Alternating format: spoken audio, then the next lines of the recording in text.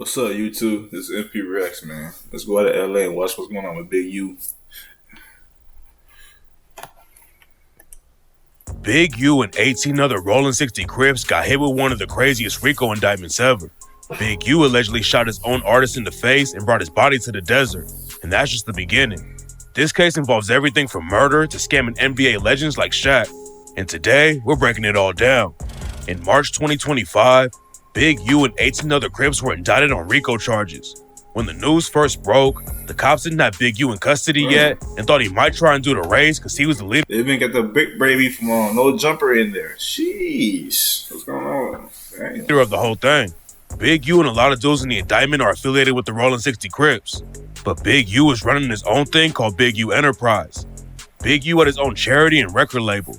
But the cops say that Big U Enterprise was a mafia-like organization that Big U used as a front for his crew. Big U wanted everyone to think he had gone legit and was giving back to the community. But one of the prosecutors called him a murderer, a thief, a liar, and a cheater. One of the biggest details in the case is when Big U allegedly brutally murdered one of his own artists. Big U started his own rap label called Unique Music and was putting on artists from the West Coast.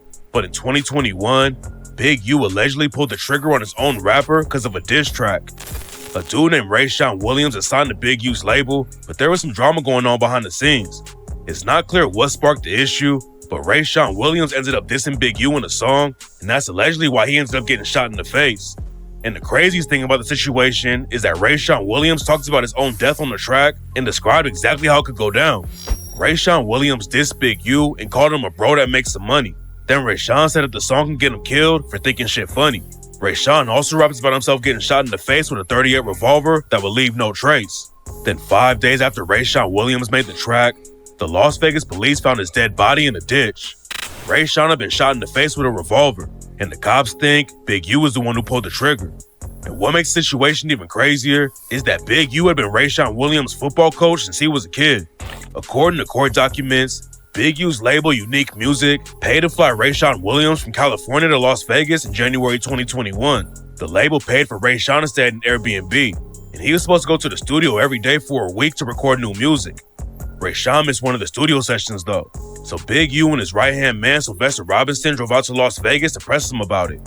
Big U and Sylvester Robinson showed up to the Airbnb and asked Rayshawn why he didn't go to the studio. Damn.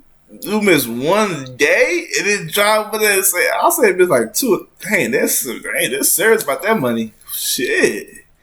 That's like mafioso movements. And Rayshawn said he didn't have a ride.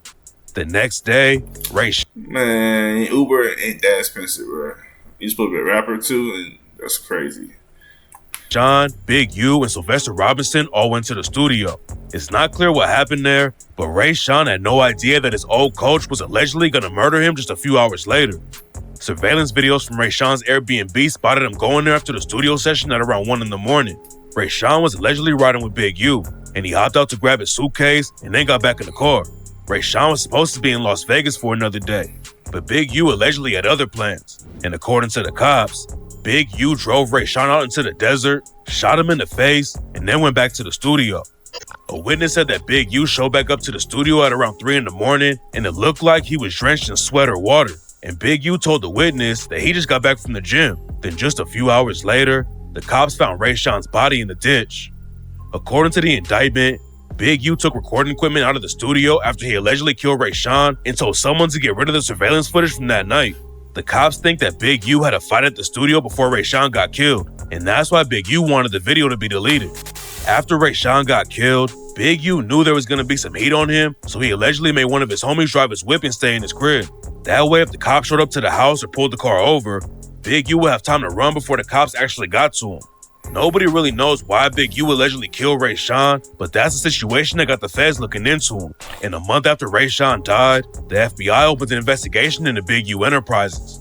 Everyone already knew that Big U was one of the top dudes in the Rollin 60s though.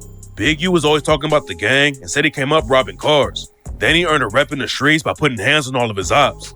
Big U was pushing drugs all through the 80s, but he claimed he stopped after reading the autobiography of Malcolm X.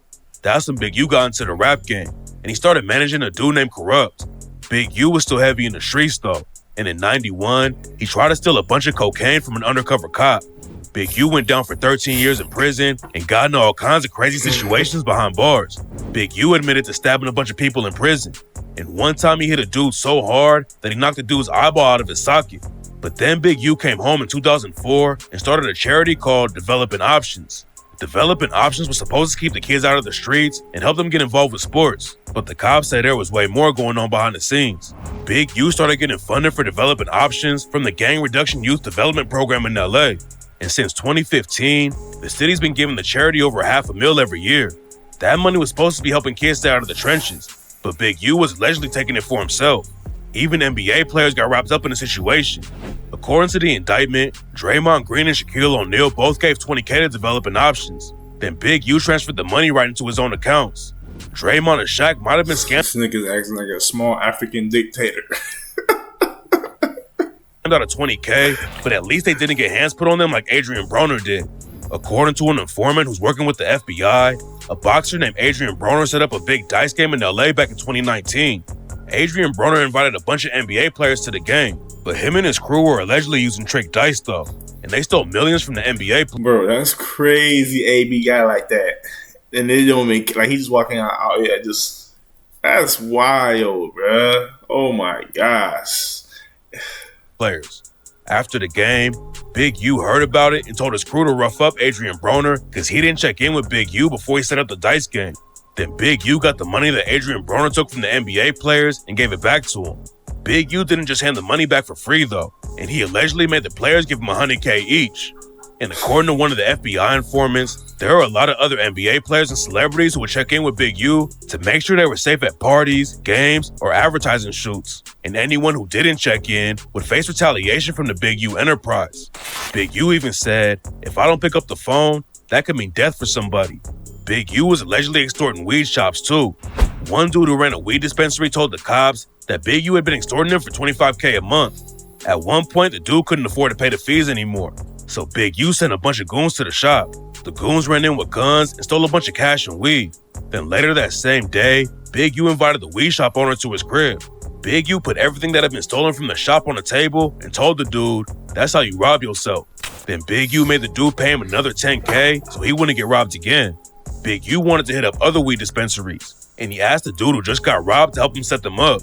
Big U told the dude to get the money for the other robberies. Then Big U handed him back some of the money that had just been stolen from his shop. And what makes the situation even crazier is that Big U's homie Loose Cannon talks about the robbery on No Jumper, and the feds quoted the interview in their indictment. Loose Cannon and Brick Baby were both on No Jumper a lot, but now they're both involved in the RICO case with Big U and the other Rollin 60s. According to the indictment, Big U was pressed that Loose Cannon was airing out street business on the No Jumper podcast. So after the episode came out where Loose Cannon was talking about the weed dispensary robbery, Big U sent No Jumper a cease and desist letter, and they took the episode down. The weed shop robbery wasn't the only thing that Loose Cannon talks about on No Jumper though. And according to the indictment, Loose Cannon admitted that Big U and him extorted a celebrity rapper out of $50K. Loose Cannon was allegedly robbing people outside of the No Jumper studios too. On January 3rd, 2025, Loose Cannon allegedly pistol whipped a dude and put the gun against his head. Then two of Loose Cannon's homies snatched the dude's jewelry, cash, and phone. After Brick Baby, Big U, and Loose Cannon got locked up, a lot of people were blaming Adam 22 from No Jumper.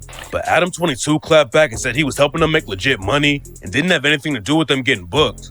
You know what I do? I put people in position, put them on the podcast, give them jobs, help them make legal money. A lot of the people are getting caught up for it, especially with Brick. It's like, I'm not seeing anything that says anything about stuff that he's done in the last 2 years since he's been with us, right? So, you know, end of the day, I do employ people from the streets. And I guess, you know, people from the streets sometimes get caught up in federal RICO indictments, whatever the this is. According to the cops, Big U has been extorting people all over the city. Back in 2021, Big U threw a birthday party for himself at a club. Big U told the club owners that he was going to bring in a bunch of famous rappers like T.I. and Wiz Khalifa. So the owners agreed to give Big U around 30% of the money that the bar made that night. But when Big U rolled up to the club with his crew, he forced one of the owners into a back room and extorted $30K from him. The feds have been watching Big U and his crew for years, and they got a ton of evidence against them from tapping their phones. And one time, the feds recorded Big U planning a robbery. Big U heard that somebody had robbed a celebrity rapper and took their studio equipment, and Big U planned to rob the dudes who took it. Some of the studio equipment had an Apple AirTag on it, so Big U and his crews tracked the thieves down and brought their guns with them. Big U and his homies were about to hit the lick, but then they spotted cops in the area and decided to call it off. Big U was trying to put on a front like he was out of the streets and focus on giving back to the community. But this dude Big U was a gangster. Sheesh. Damn. Let's have a wiretap conversation where Big U said, "If I would have had a problem with any man, color, creed, king, or kind, the issue would have been resolved, and he wouldn't be here or I wouldn't be here. I'm still who they say I am. And I'll pull up on your block right now, nigga, and show up and show out, nigga." That's what happened to the last niggas that thought I retired. The FBI was also paying informants to get more evidence against Big U and his team. And now they even have videos of the informant giving Big U money that was actually coming from the feds. Before he turned himself into the feds, Big U went live on IG and said that the stories coming out against him are trash. Big U said he's not doing anything but trying to help his community, and that other people are trying to take him down because they don't want to see him win. Big U was allegedly making big money from scamming and hustling. But another crazy part of the story is that his own son is a linebacker in the NFL. Big U's son, Dayan Henley, got drafted by the Los Angeles Chargers and could probably provide for their whole family. But now his dad is facing life in prison because he couldn't leave the streets alone. Some people think Big U could end up going down for Nipsey Hussle's murder too, even though that case was technically already solved. Nipsey was brutally killed by a Rollin 60 named Eric Holder, and some people think Big U was involved with the situation. Nipsey and Big U had a lot of history. They both repped the Rollin 60s and were cool back in the day. Big U was managing Nipsey for a while, but then they fell out, and Nip's brother Black Sam almost killed Big U. There's a lot of different rumors about how it all started though. Nipsey's baby mama was Big U's niece, and one time Nip allegedly put hands on her, so Big U rode up on Nip to press him about it. Other sources claim that it all started because Big U took some studio equipment that Nip was using. Then Nip dropped the track, "You Don't Got a Clue," and rapped, "Look, you don't have a clue of what you want to do. I'm busy getting rich. You think that I'm gonna stop for you? I built this on my own, and everybody know it's true. Still niggas act like they're supposed to have control of what I do." Big U ended up coming to Nipsey's shop and started throwing hands. Big U is known for being able to fight, and he was beating up Nipsey so badly that Nip's brother Black Sam ran into the shop and got his gun. Sam shot into the air to make Big U back off of Nip. Then the cops pulled up and started shooting at Black Sam.